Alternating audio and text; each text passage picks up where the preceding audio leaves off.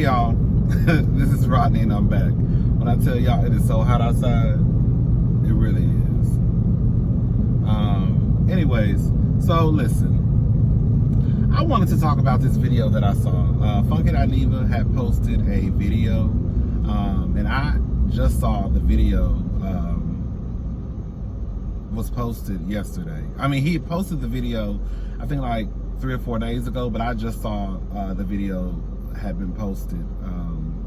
I just saw the video was up yesterday, even though he had posted it a few days before yesterday.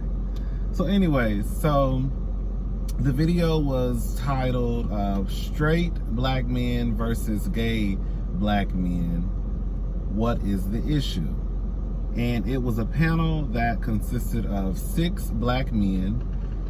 3 of the men identified as gay or same gender loving, and the other 3 identified as heterosexual. So you had G Smalls, he was, I guess, the moderator.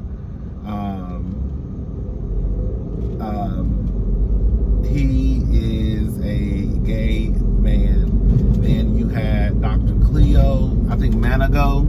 I remember seeing him, when I saw his face on the screen, I was like, I remember seeing him on Roland Martin show.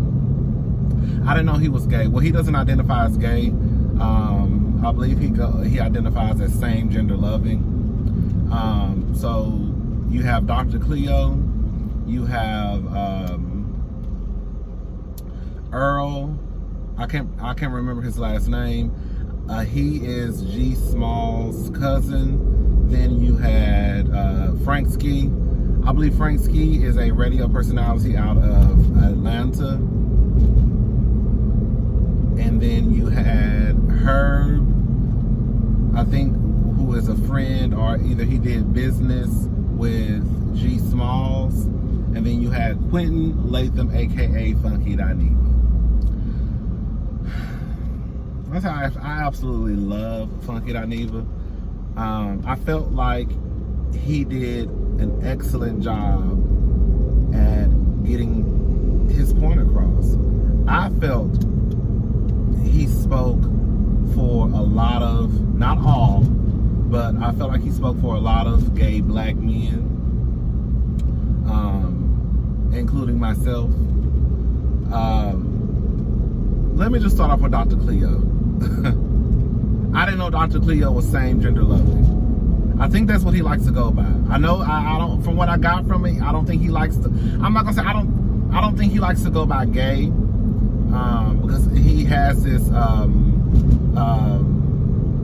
don't want to say problem, but there's an issue that he has with like the LGBTQ community, and basically it being something that white people, and the stuff that he was saying, like, I can't really repeat it, but the stuff that he was saying at the time when I heard him verbalizing his opinion, it made sense. That part made sense, what he was saying. But anyways, so Dr. Cleo, I'm just gonna go ahead and say it. I don't know if Dr. Cleo has a problem with Quentin, had a problem with Quentin, or if he just didn't agree with the stuff that Quentin was saying. But when I tell y'all, it was this weird energy coming from Dr. Cleo. Every time Quentin would speak, it looked like somebody had put a plate of dog shit in front of his face.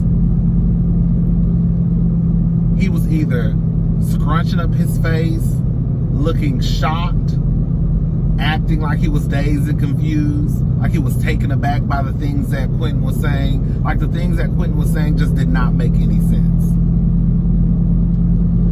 Dr. Cleo came across to me, I did not know Dr. Cleo was same gender loving until I saw him on this panel. I mean, I guess there really would be no reason for me to know. But I will say this much, with Dr. Cleo, he is not someone who you would see or hear and think that he was same gender loving, as he likes to call it. So I will say that much. You know, sometimes you can see some of the kids on Roland Martin or CNN, and you know the ones who, you know they one of the kids. you know. But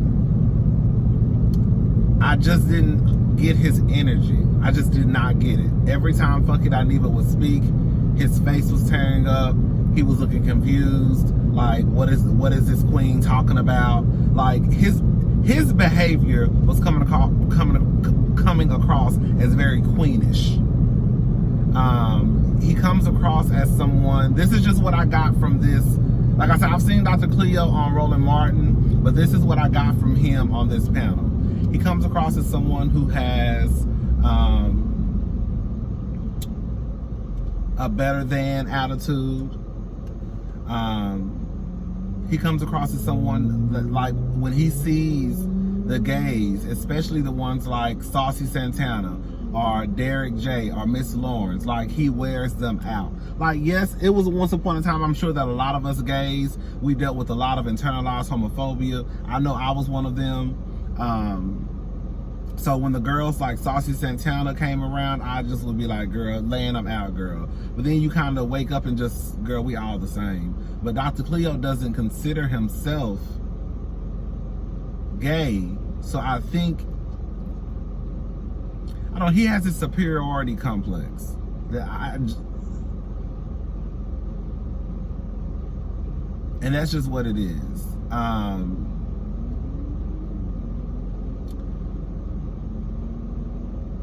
Some of the things that Dr. Cleo was saying, I could get with.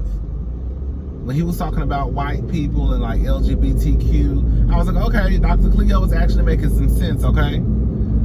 There was one time he made a comment basically trying, like, Dr. Cleo didn't want to hold straight black men accountable for the way that they treat black gay men. It was always, from what I got from Dr. Cleo, it was, yes, I understand, or we understand that black gay men or black same gender loving men are treated differently. Yes, we understand that black same gender loving men / gay men are treated like the red-headed stepchild. But it's a reason why they treat you like this. Because of white ideologies. Like, nobody gives, let me just say something. I just want to say this plain and clear. If you shoot me in my head, I don't give a damn about the fact that your mama died yesterday. Your wife go into labor and you cause a 15-car collision on the goddamn freeway, ain't nobody gonna give a damn about your wife being in labor. We just know you just had 15 cars flip over, okay? So yes, at some point, I get it. There are a lot of things that we are taught. There are a lot of things that white folk have done and all that stuff. But at some point, niggas gonna have to start being held accountable for their goddamn actions. I don't give a damn about all that other stuff. What I know is you treat me like shit. That's what I know. That's what I know. Dr. Cleo came across as very, very much so, let me put my titty in these straight men's mouth, because I don't want anyone to bash them, because I understand why they behave the way they behave. But at some point, bitch, when you gonna start holding them hoes accountable for what the fuck they do? That's all I'm saying. He made a comment about like hyper masculinity and toxic masculinity,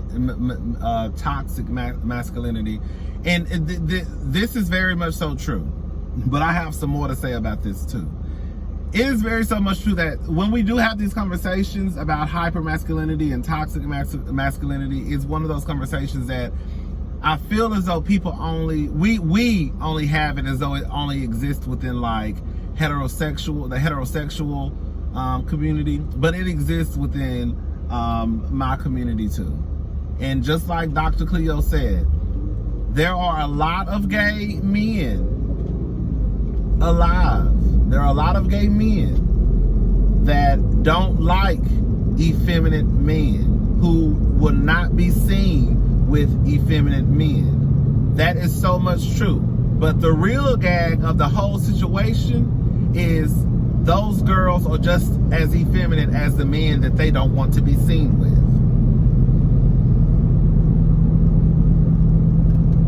I was once that man where it was like, girl, I'm not going out with, you know, like, now turning my face up, and it's like, girl, you not as masculine as you think you are, sis. You know, like I had a conversation with, y'all remember I had a conversation with my friend, you know, I'm not gonna wear my friend out on the line, but you remember I had a conversation with my friend Jay, and you know, he swore up and down he Trey. And I'm like, girl, y'all hoes is not Trey. Y'all swore up and down just because y'all throwing some high top tennis shoes and y'all sag a little bit. Now all of a sudden, girl, you think you DMX. You think you Tupac. Girl, y'all girls are bitch queens to the 10th. Okay? To the 10th degree. Either you a queen or you a butch queen. Okay? But a lot of these men within the gay community, I have had problems. I have talked about this before. Especially once I started to become comfortable with my sexuality, even though I don't think I'll ever be 100% comfortable. But once I started to become more comfortable with my sexuality, I saw how I was treated from the other gays, especially the black gays, when it came to, oh, he dressed this way, he looked this way, he act this way, you know what I'm saying? So it is true that a lot of these men, they look down on like effeminate men. And the conversation was all over the place, honestly. Let me just say that, because at some point it was just like, girl, what are y'all, like, I felt like Dr. Cleo had an agenda. I don't want to say an agenda, but he wanted to talk about some white shit. But anyway, so I'm just giving y'all a rundown of what was discussed. But yeah, so it's just like, yes, I understand that these that you have those issues within the gay community, but the real gag is a lot, and y'all copy and paste this shit. A lot of the gay men within the gay community, they look down on the girls like Santana and Miss Lawrence and Derek J. But the truth of the matter is, you act just like them. We all act just alike. And I'm gonna go ahead and put this out there too. This ain't nothing that I've seen on media. This ain't got nothing to do with what I've seen on the internet. This is just what I've seen, period. There are more gay men walking around alive that have effeminate ways and have been clocked since they were little boys, that behave and act more like me, the Funky Dinevas of the world, the Santanas of the world, the Miss Derricks of the world, Miss Lawrences of the world, the Derek J's of the world. All the YouTubers, all the gay YouTubers you see on YouTube, even if that girl come out just for a second, like, even the ones who might not give you all the way butch queen and queen. There are more gay men alive that are on our end of the spectrum that are on the end of Dr. Cleo's. And that's just the truth of the matter. And ain't nothing wrong with that. But there are more gay men that are clockable who IT been clocked since we was 5 and 6 and 7 years old. There are more men that behave the way that we behave, that have mannerisms like us, than there are like Dr. Cleo. Or men who may come across like gay men who may come across like DMX. I'm not saying that there are not gay men alive that are masculine acting. I'm not saying that. But what I am saying, that there are more people on my end that are gay than on Dr. Cleo's. Dr. Cleo does not come across. If I saw Dr. Cleo, I would not think Dr. Cleo was gay. If I heard Dr. Cleo speak, I would not think Dr. Cleo was gay. Now, once I saw him rolling his eyes and all that shit, then I would know that he was a big old undercover queen, probably. And it's just true, T.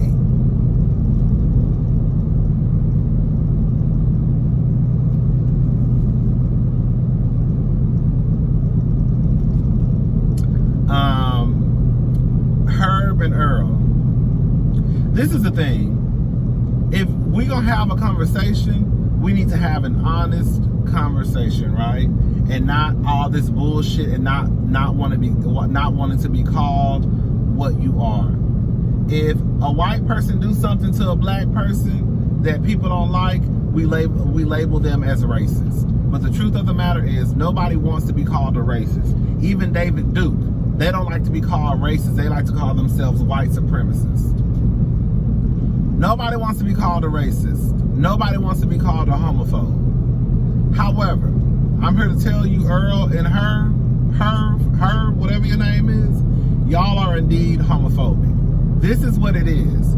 You don't have a problem with masculine, gay, black men. You don't have a problem with those men who you wouldn't have a problem with me, because even though, of course, you know, I have effeminate ways, I could walk into a place and sit down and sit right with the straight niggas and probably not be clocked until I open up my mouth and then that purse fell out. Hello? But other than that, like, I know that in some situations I could fit in with straight acting men. So you wouldn't have a problem with me. You don't have a problem with G Smalls, even though Earl said that there were, you know, there was little, you know, conversations floating around the family that G Smalls had, you know, feminine ways. So no, you wouldn't have a problem. You don't have a problem with men like Funky Neva, because Funky Neva could go somewhere and sit down and fit on in with the straight men. But you do have a problem with the Saucy Santanas of the world, the Derek J's of the world. You are indeed homophobic. See, I don't know y'all. I don't think y'all understand what the definition of homophobic is. Homophobic is basically disliking someone because they are homosexual. It's very, very simple. Having a prejudice against someone because they're a homosexual. If you don't like someone because they are homosexual, you are homophobic. If you don't like someone and they just happen to be homosexual, that's something completely different. You just don't fuck with the bitch, okay? And he just happened to be a punk. If you don't fuck with someone because they are a trans woman or a trans man, you are transphobic. If you don't fuck with someone and they just happen to be a trans man or a trans woman, then that's something that you just don't fuck with. When Herb said out of his own mouth, basically, they were talking about basically standing together with Black Lives Matter, and why did your sexuality have to, I'm pulling over. Why does your sexuality have to come into play? Herb said, I'm not turning this car off, y'all, because it's hot as hell outside. And it's going to get hot in here. Herb said, man, just leave the heel. Man, just take the heels off and leave the heels back there. Leave all that stuff back there. That right there showed me all I need to know. See, this is the thing. When a motherfucker talks long enough, you can find out their true colors. Herb, you say you're not homophobic, but then in order for somebody to lock hands with you and stand in the name of Black Lives Matter, they need to take their heels off. What the fuck does that have to do with anything?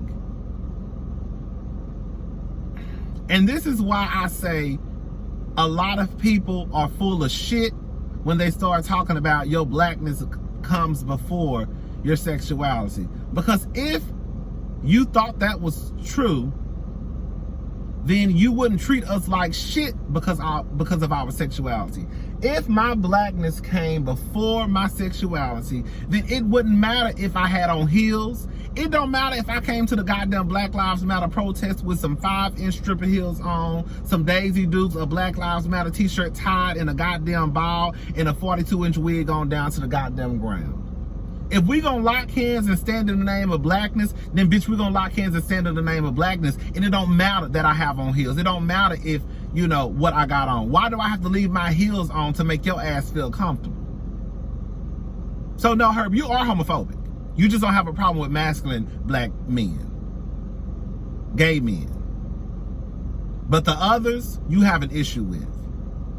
And just like Earl said, the only reason why they even tolerate G Smalls is because he's masculine acting. If he was a queen, I'm sure if he acted the way that he acts around his real friends in front of his family, because we know it's always too. So you know when your family, you really don't fuck with your family like that, or you know your family might be full of homophobes, you don't really cut up and act the way you cut up around your friend. You know, you get around your friends and you start queening out and start talking about yes ma'am. You know what I'm saying? When you get around at the family reunion, girl, you kind of pull all that shit back. But anyways, Earl said out of his own mouth that the only reason why they probably tolerate G Smalls is because he ain't no flaming punk. Those are not his exact words. So they sit here and they say these things like, you know, like I said, y'all say y'all want our sexualities to come after our blackness. This is what Herb said. Your blackness comes first. Your sexuality comes second. It's easy for you to say that because nobody ever makes you put your sexuality on a back burner. But as soon as someone says anything about masculinity or toxic masculinity or you behave in a certain way, y'all motherfuckers have a goddamn fit. Y'all want us to put our sexuality on the back burner for the greater cause of the black community. And this is what he said. We'll just put that to the back burner. These are not his exact words. Just go watch the video because these are not his exact words, but this is what he said. Basically, put your sexuality on the back burner, and then we'll worry about getting to you after we get our stuff together. No, you're not, because you want to use us. You want to use our voices to make the movement greater, but then once you get what you want out of the movement, but you're gonna go back to treating us like shit.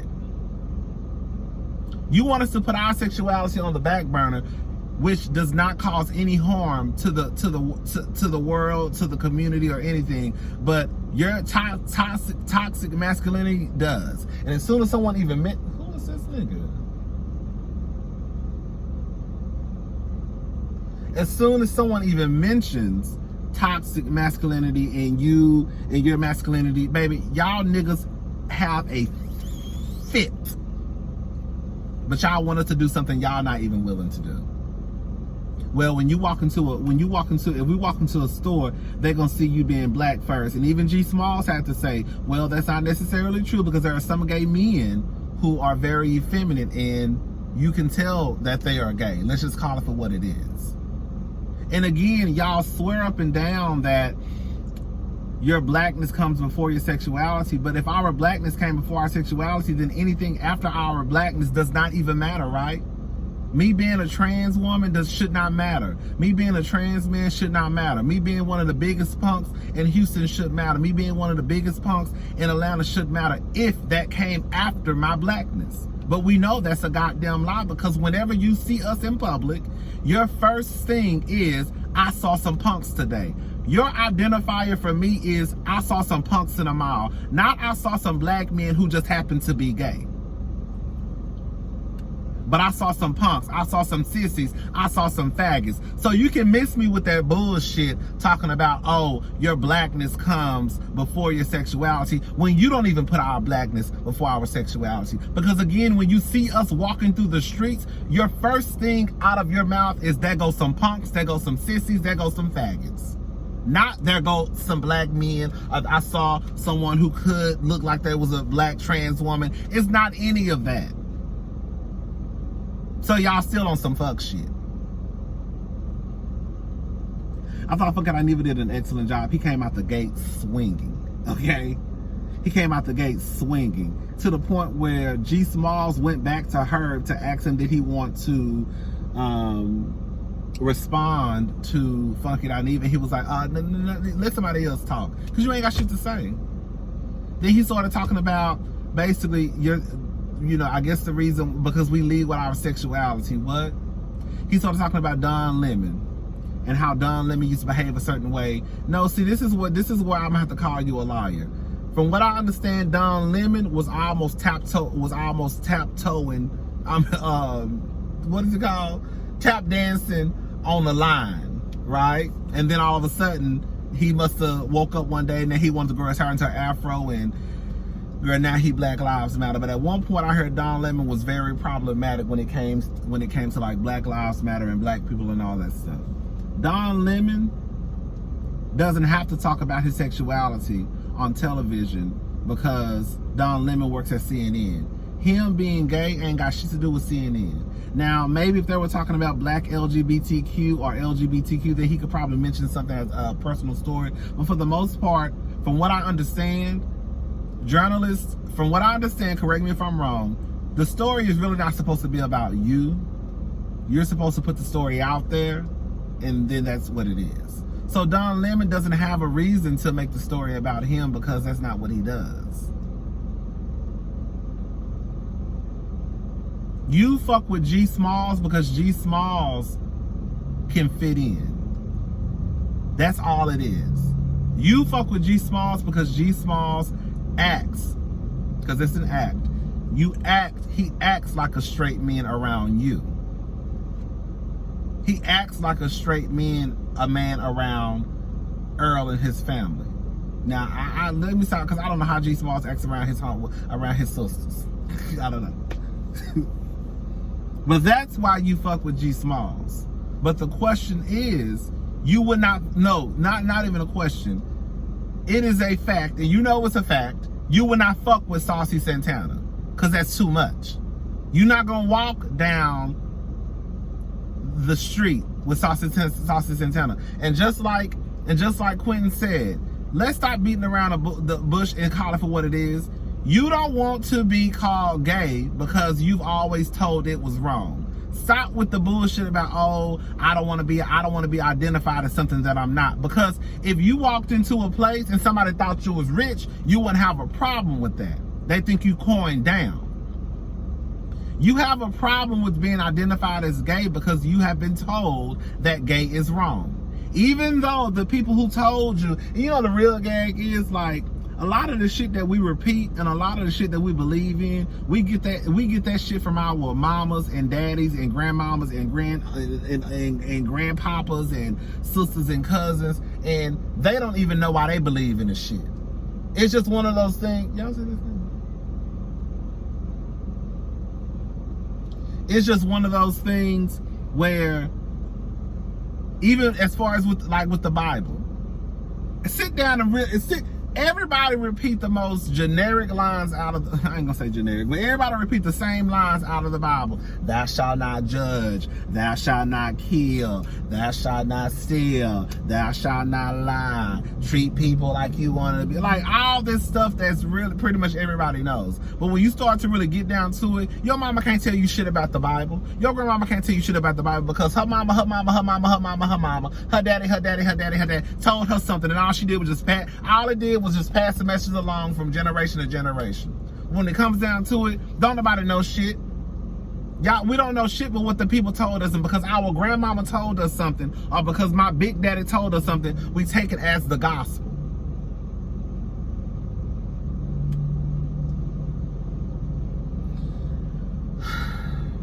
Anyways, so Frank Ski, I mean, whatever. The only person, honestly, that I really had an issue with was Dr. Cleo.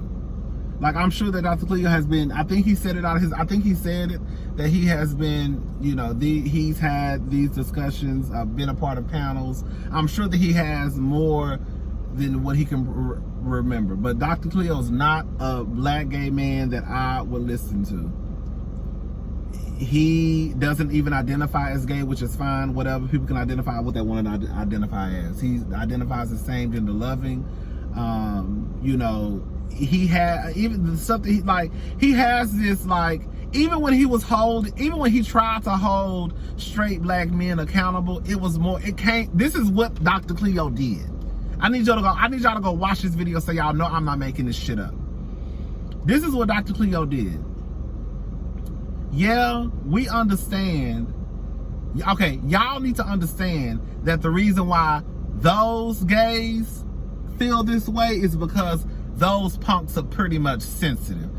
That's not me, but that's them. So I'ma hold y'all accountable for what y'all are doing, and this is the reason why they feel the way they feel. But y'all know they feel the way they feel because some punks are sensitive. They are sensitive. I'm telling y'all, Dr. Cleo was on some whole other shit. That's what I got from it. Again, I feel like you should go watch I tapped out at 56. The interview was like the discussion is like an hour and 16 minutes. I tapped out. Is my phone getting hot? I tapped out at like 56 minutes. The video is like an hour and 16. I may go back and finish it, but I don't know, because I was just like, I was over it. I feel like Funky Dineva did a great job. I was so happy and satisfied with him. You know, Funky Dineva is a smart person. You know, I've always looked up, when I first bumped into Funky Dineva videos, you know, I was like, girl, who is this? But you know, over time, Funky Dineva is somebody who I look up to. Like, Funky Dineva will be more of my speed of a mentor. You see what I'm saying? Dr. Cleo, I couldn't get with Dr. Cleo, but Funky Dineva, that's more of my lane of who I would want someone. If I had a choice of choosing having a mentor, it would probably be someone more of the lines of Funky Dineva. Even though Funky Dineva has said things like his blackness comes before his sexuality. Now, I don't agree with that, but, you know, that's fine. Yeah. But the stuff he was saying, it just made sense. Like, y'all want us to put our sexuality after our blackness, but you don't even create a space where we feel safe. You're telling us, yeah, man, put your sexuality after that. Come stand with us. But then you're going to treat us like shit. But then you turn around and say in the same goddamn breath, or in the next breath, man, just take them heels off. All gay men are not the same. So you only want to deal with the ones who may behave like G Smalls, or maybe even me, or the ones who probably can fit in. But when it comes down to our other gay brothers like Saucy Santana and the Derrick J's, you want to leave them motherfuckers behind. No, we all locking arms together. Bitch, either it's going to be all of us, it's going to be none of us. Period. Anyways, that's all I got. Who is this? That's all I got. I'm about to go get me something to eat, and then I'm gonna go home and watch P-Valley. I want to try to catch up. I just told somebody in the comment section I was gonna try to catch up on Real Housewives of Beverly Hills. All right, y'all. Is that it?